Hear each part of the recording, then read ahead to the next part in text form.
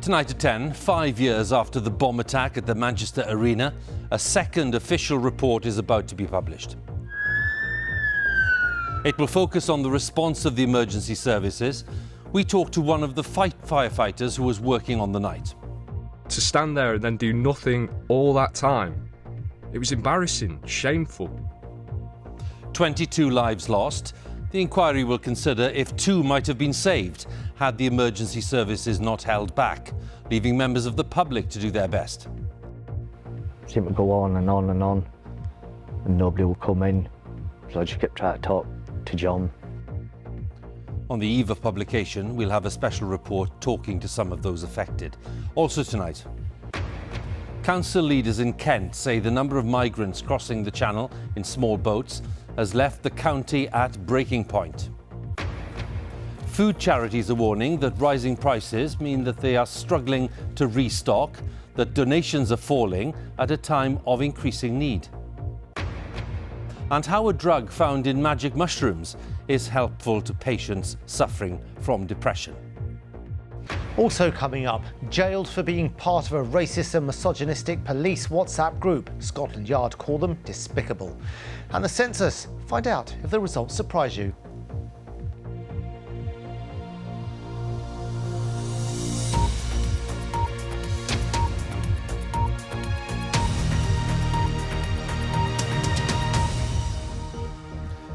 Good evening, and we start with a special report on the response of the emergency services to the bomb attack at the Manchester Arena in May of 2017. The attack claimed the lives of 22 people and left hundreds injured. Well, tomorrow brings the long-awaited publication of the second of 3 official reports, which will consider whether 2 of the victims might have survived had the emergency services responded more quickly.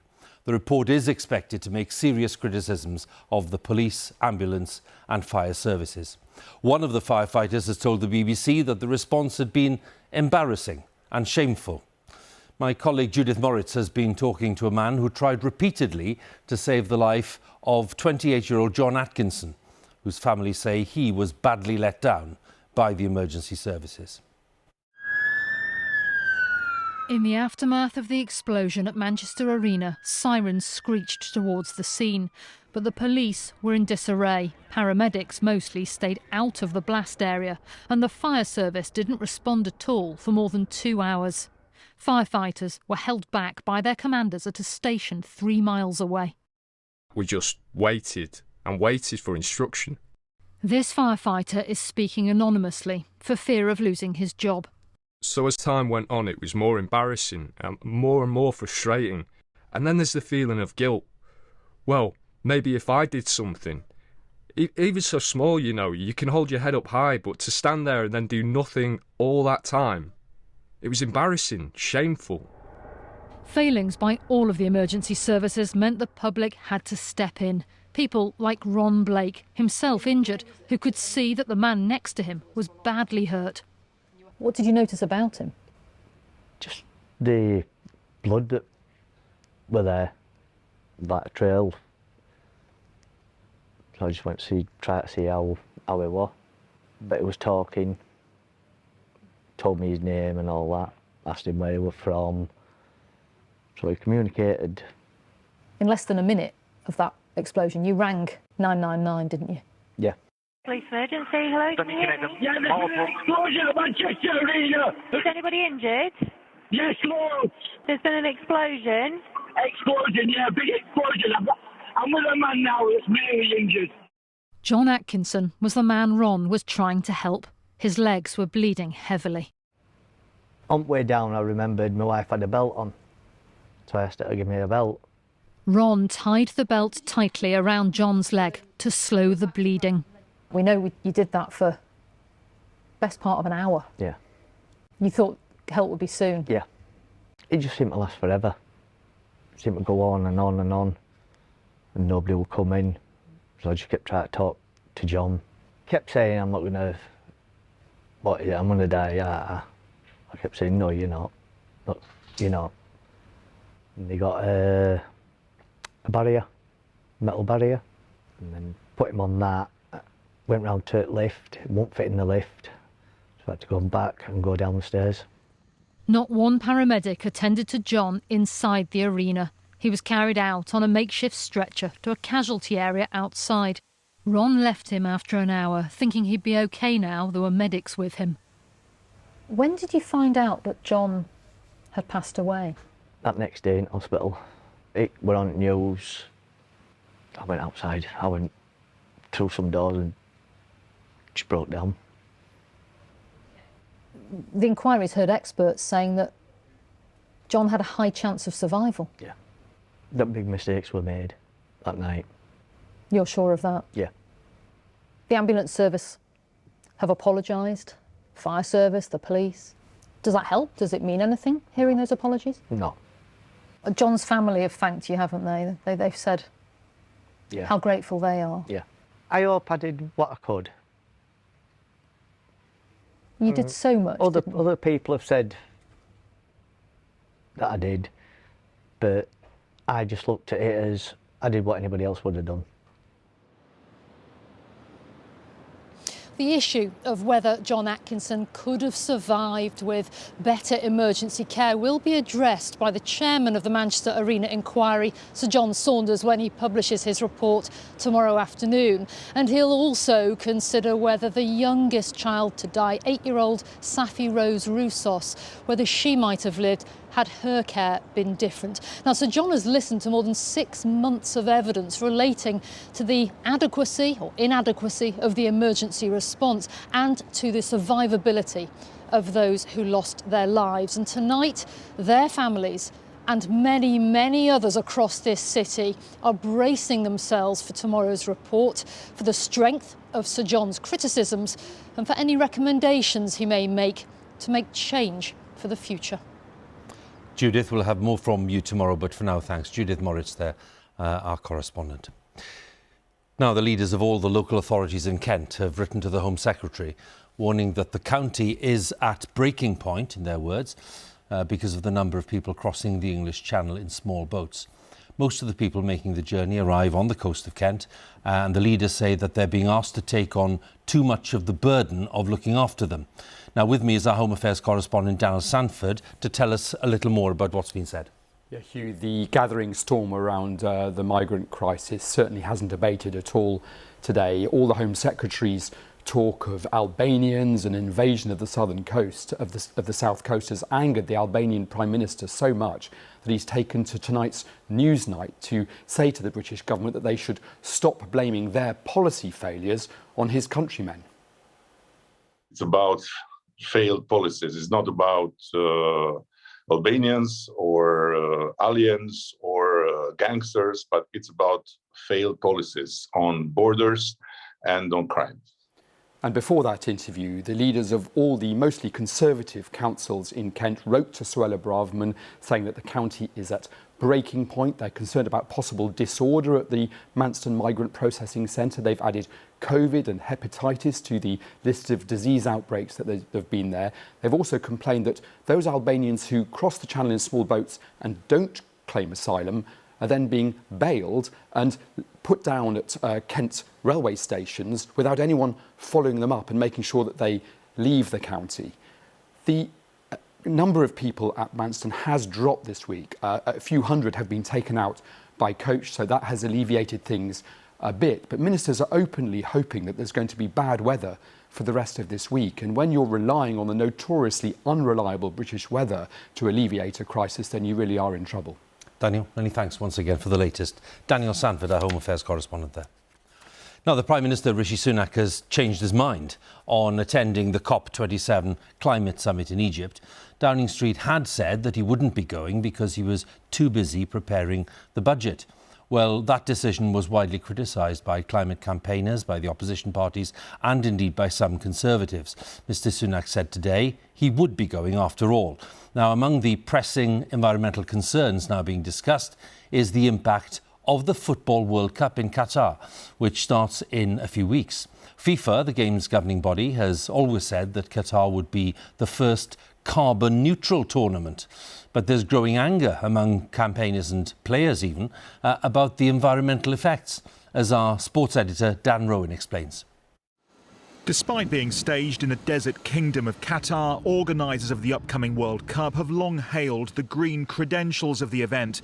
This recyclable stadium, just one of a number of initiatives promoted by high-profile tournament ambassadors. The Qatar World Cup has set a real example in sustainability and what can be achieved. But today, FIFA's official forecast of the event's likely carbon footprint was disputed by one renowned climate scientist. They're estimating 3.6 million tonnes. We think it's way over the 10 million tonne mark, so 3 times that at least. I mean, it's just an enormous high carbon event. The idea that they've somehow made it green by cheap, nasty so-called offsets that just don't undo the damage from the emissions at all, to become carbon neutral, that doesn't stack up at all. Despite the impact of constructing 7 new stadia in tiny Qatar, one of the highest carbon-emitting countries per capita in the world, and the flights of more than 1 million fans, FIFA claims the footprint will be offset. Our joint pledge to make this next major tournament fully carbon neutral. But the BBC can reveal that that claim is now the subject of a series of formal complaints by environmental campaigners to advertising standards authorities in 5 countries across Europe. This one, filed in the UK, says that statements related to the carbon neutrality of the World Cup were wrong and likely to mislead consumers, relying on deeply flawed carbon accounting calculations. Meanwhile, a host of footballers, including Norway international Morten Thorsby, have signed an open letter to FIFA asking it to scrap its claims of carbon neutrality. This tournament is an absolute disaster in terms of also its environmental footprint. World Cup is extremely important, but at the same we have to make it more sustainable. We have to work in finding solutions to make it better. FIFA says it's taking concrete steps, such as energy-efficient stadia and offsetting emissions through investing in certified carbon credits. In a statement, it said it was fully aware of the impacts mega events have and had been making substantial efforts to tackle them and remains committed to continuously improve its approaches in collaboration with key stakeholders. Qatar's organising committee, meanwhile, emphasised that no internal flights would be required at this most compact of World Cups, pointing to a fleet of hundreds of electric buses and vowing the stadia would remain in use after the event. But despite the excitement they generate, the concern is that the sheer scale of such events now means fundamental change is required if they're ever to be truly sustainable. Dan Rowan, BBC News. Investigations into the deaths of 3 teenagers with mental health issues have found over 100 failings by the NHS trust involved. Christy Harnett, Nadia Sharif and Emily Moore were in the care of the Tees, Esk and Wear Valleys Trust and died within 8 months of each other. Today's reports highlight a lack of appropriate places for young people across England. Our correspondent Fiona Trott has been speaking to one of the families affected. You can count on me like 1, 2. Singing constantly and dancing around the rooms all the time. Yeah. And the smile. Yeah. The biggest smile. Every time, wasn't it? Yeah. Even but behind the smile, Christy Harnett was suffering. She was different, for want of a better word. She'd hide under tables and throw stuff around the classroom. After years of mental health issues, Christy was admitted to West Lane Hospital with anorexia. How it was there is more reminiscent of how the Victorian institutions used to be. You know, having to clean the blood up off their own walls from headbanging. Part of their policy was that the kids had to clean it up because they needed to learn that... To manage their illness. To manage their illness, yeah. I remember telling her, if you tell them everything that's going on in your head, they'll help you. Yeah. And you'll be able to live your life. But while Christy was here, the family believe her mental health got worse. They say she was unlawfully strip-searched. She was even discharged to hotel accommodation, where she harmed herself. The trust is due in court next year, accused of breaching the Health and Social Care Act. As for the hospital itself, it's now being run by a different trust. When you read Christy's report, what's really confronting is that there are a whole list of issues here which the authors believe had a direct impact on her death, not recognising the risks after a ligature attempt 3 months before she died, a shortage of skilled staff, a lack of secure NHS and social care places. The report's authors say such issues, we believe, were the root causes of Christie's death. That's big. Mm-hmm. What do you say to that? Even though it's a multifaceted and systematic failing. Words they've waited more than 3 years to see, but what they say is tough. It was horrible reading it, because it's there in black and white that it was their fault. You know, there was always a bit of doubt in that we'd get that much. We were right. We were right all along in saying how awful it was in there for these young people. Today, the Trust says it is deeply sorry. We've changed our clinical and operational structures. We've introduced new sorts of roles. For example, lived experience directors, probably one of the first trusts in the country, which allow us to bring the voice of the patient to the top tables. We've been investing over £5 million in the last 2 years in improving our ward environments to make them safer. Nadia Sharif also died whilst being treated at West Lane Hospital. Today's report says staff weren't fully trained to deal with her autism, and a failure to address self-ligature risks was a root cause of her death. That failure was a feature in the Emily Moore report too. She took her own life at a different hospital. Christie's family, along with Nadia and Emily's, are waiting for the full inquests into their deaths. Until then, they have today's report. They say it's excellent. Finally, they know what the failings were. But they need to know how they occurred and are continuing their campaign for a public inquiry. They want urgent change to prevent other young patients going through the same trauma as Christie. It's hard, it's really hard. She's not here. Miss her. It's a big miss. It's a big miss. That was Christy Tremain ending that report from Fiona Trott. If you've been affected by any of the issues that have been discussed in that report, or you'd like to learn more, visit bbc.co.uk/action line for more information. Now, among other things, the cost of making a cup of tea went up significantly last month as food prices continued to rise at record rates. The prices of tea bags and milk and sugar all rose in October, according to the British Retail Consortium. Food price inflation jumped from 10.6% to 11.6%. The higher costs of energy are also contributing to rising prices. Food and clothing charities say that at a time when they are dealing with increasing need, donations are falling, and rising prices mean that they are struggling to restock, as our social affairs correspondent Michael Buchanan tells us. These empty pallets show the stark reality for some charities. Falling donations mean it's a weekly scramble for this charity to fill up to 1,000 food boxes a week for needy families across the North East. We used to have 19 items in a box of food that we sent out. We're down to 17 now because we just simply don't have the money to put those extra items in. And what have you taken out? We've taken out tea bags and we're just on the point of taking out meat. The charity was formed to provide help at Christmas, and last year 9,000 hampers were distributed. This year it'll likely be far fewer.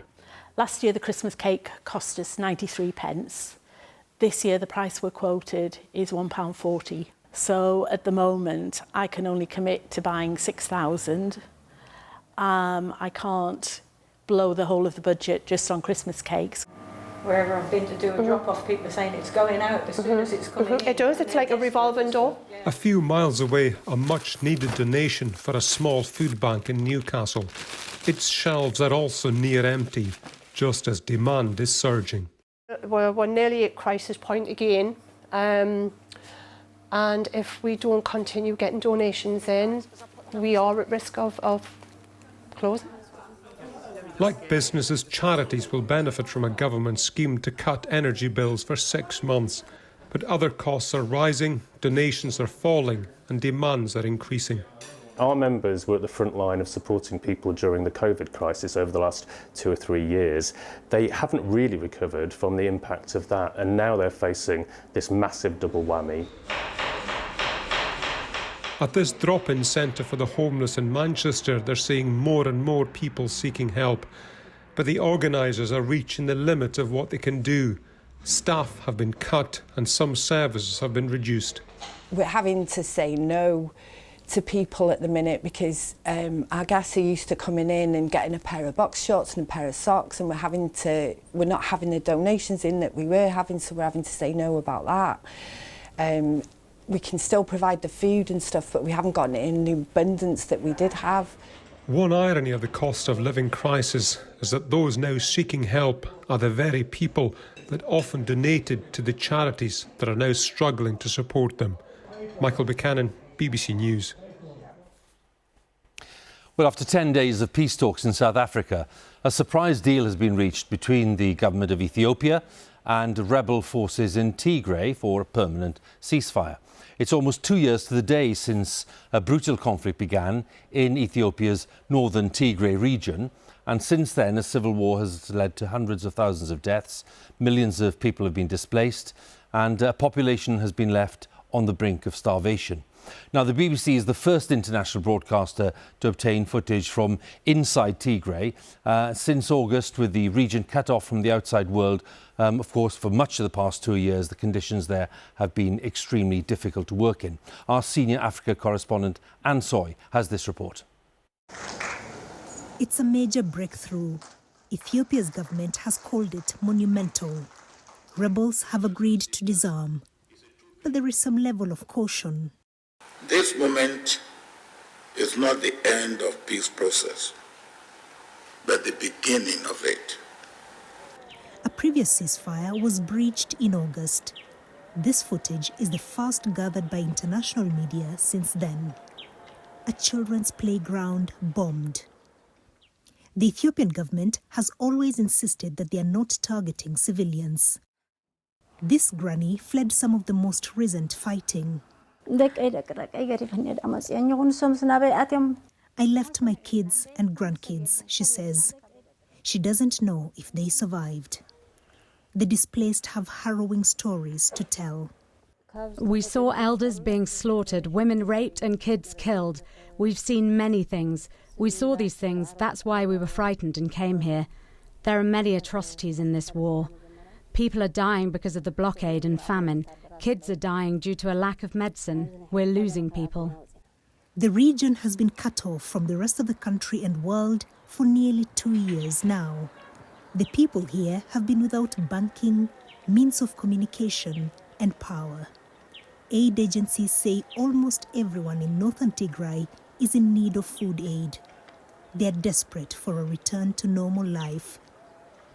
At Mekele's largest internally displaced people's camp, Asefa Tsegai struggles to grow food for his family. Every harvest is a disappointment. He's desperate to go back to his large farm. We were working hard and living our lives, but now we have nothing to do. No one is helping us. We've been here for a year now and received aid only 3 times. The New Deal brings hope that Segais and many other families can begin the journey to reconciliation, but its success hinges on the commitment of the warring parties. Anne Soy, BBC News, Nairobi. Now, since the onset of the war in Ukraine, everyday life in Russia has been marked by repressive controls and new restrictions on public expression. And some people are drawing comparisons with the brutal rule of Joseph Stalin, who came to power in 1924 and whose time in charge saw millions of Russians dying of famine or in prison camps. As our Russia editor Steve Rosenberg reports from St. Petersburg, there are calls for the Russian people to be reminded of the costs of dictatorship. How many in Russia want to remember the darker chapters of their country's history? Very few. Every year, they gather to remember the Great Terror of the 1930s. By reading out the names of Joseph Stalin's victims, the million he executed, the millions more sent to prison camps. The Gulag has gone, but fear is returning.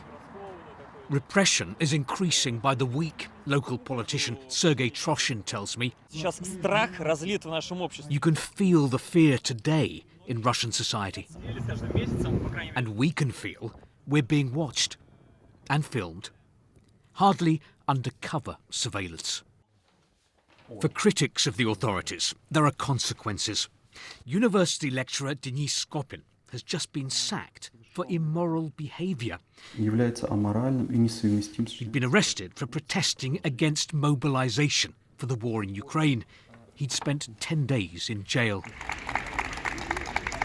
But look at the send-off his students gave him on his last day at work. I love my students very much. They understand very well what is happening now in Russia.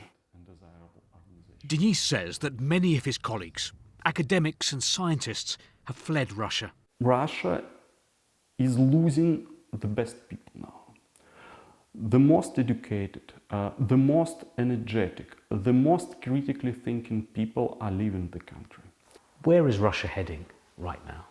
In short, Russia is going in the wrong direction. And it feels like the past is still casting a shadow over Russia's present and future. History never repeats itself exactly, but there are worrying parallels between Russia's past and present. Under Joseph Stalin, Soviet citizens who fell foul of the authorities were often labelled enemies of the people. After invading Ukraine, Vladimir Putin vowed to cleanse Russia of what he called traitors, scum, and the fifth column. To help him do that, President Putin has introduced a new patriotic lesson in Russian schools. It's called Conversations About What's Important. In this conversation, Putin claims that in Ukraine, Russia is fighting to protect Russia. Critics call it indoctrination. There are children who just believe, they open eyes and they are ready to believe in everything. And that is very dangerous. Because if there's one thing Russian history teaches us, it is this: that if you believe in everything a leader here says and does, without question, that can have tragic consequences. Steve Rosenberg, BBC News, St. Petersburg. Now, to end tonight, an international study has shown that a hallucinogenic drug which is found in magic mushrooms is helpful to patients suffering from depression. Well, here to explain a little more about all of this is our medical editor, Fergus Walsh. Fergus, tell us more.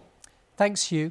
Psilocybin is the key psychoactive ingredient in magic mushrooms and has been banned in the UK since 1971, so researchers got a special licence for this trial. More than 200 patients in 10 countries took part. All had treatment-resistant depression. At least 2 standard medicines hadn't helped. Patients who received a single 25 milligram tablet of a synthetic form of psilocybin did best. 1 in 3 reported a significant reduction in their depression over 3 weeks. For 1 in 5, the improvement lasted for at least 12 weeks. Well, welcome. This is where patients at London's King's College Hospital received the psilocybin tablet. It triggers hallucinations, and these psychedelic effects last up to 8 hours. A psychotherapist was on hand because the short-term side effects can be frightening. Afterwards, many felt their depression subside. I think at a basic level, they feel better afterwards. They feel mentally clearer. They feel that they're able to engage with the things that may be leading them to become depressed. They may have some clarity and insight into why they are becoming depressed. And with that, you can make a plan about how you're going to move forward. The drug works on receptors in the brain which help control mood. Now, these images show brain activity in healthy volunteers before and after taking psilocybin. You can see there's more activity, suggesting it stimulates new connections. Around 1 million adults in the UK with depression don't respond to current treatments. So there's a real need for new therapies. Another bigger trial is planned which should show how often patients need to take the drug to have a lasting benefit. If it's proven to be effective and safe, it could be on the market within 3 to 5 years. Hugh. Fergus, many thanks. Fergus Walsh there with the story of that drug and its possible benefits for people suffering from depression. The time is 10:30 and let's have a look at the weather. Yes, Stav. Hi, Stav. Hi there. Thank you, Hugh. Thanks very much. Good evening to you. Well, it's been a very windy end to the day. We've had severe gales across Irish Sea coast, some heavy rain, which is continuing to spread its way eastwards. You can see it here, this deep area of low pressure and the active weather front pretty much across the south and the southeast right now. Lots of showers rattling in, though, across Scotland and Northern Ireland. Some of that rain quite heavy. There's been some flashes of lightning on that a few hours ago. Doesn't seem to be so thundery at the moment, but some torrential downpours in places, localised flooding, and the winds will be a feature as well, gusting 50, 60 miles an hour across some southern and western coast and picking up again across Scotland as we head through tonight. But the wind's tending to ease down for Northern Ireland and the rest of England and Wales. However, that rain band becomes stuck across the southeast of England, so it stays very wet through the night there. Elsewhere, it turns a little bit drier, 1 or 2 showers, most of these affecting the north and the west of Scotland, where the winds will be strongest overnight, and a chillier feel to things generally, but still double figures across the southeast with that rain band. So that rain lingers on tomorrow across much of the southeast of the corner of the country. This next area of low pressure will start to run into Northern Ireland and then into Wales, the southwest of England. So showers increasing here. The rain eventually clears from the southeast and East Anglia into the afternoon, but it's a slow process. Elsewhere, quite a bit of sunshine around, best of it across the far north of the country, but plenty of showers in the south. 13 degrees, I think, will be the higher, cooler feel, though, across the north. That area of low pressure clears away, and then for Friday, a ridge of high pressure builds in. That'll settle things down before it turns more unsettled again for the weekend. So not a bad day on Friday. Chilly, mind you. Touch of frost in the north, a little bit of mist and fog. Temperatures up to 14 degrees in the south. But then into the weekend, low pressure sweeps, rain and gales across the country again. It could be quite wet in places, particularly in the southeast on Sunday. Stay tuned to the weather. Back to you, Hugh. Stav, many thanks. Stav there with the latest on the weather prospects. That's BBC News at 10 on Wednesday, the 2nd of November. Of course, the usual nightly reminder, more analysis of the day's stories coming up on Newsnight. And tonight, it's my colleague Victoria Derbyshire standing by to present Newsnight on BBC Two.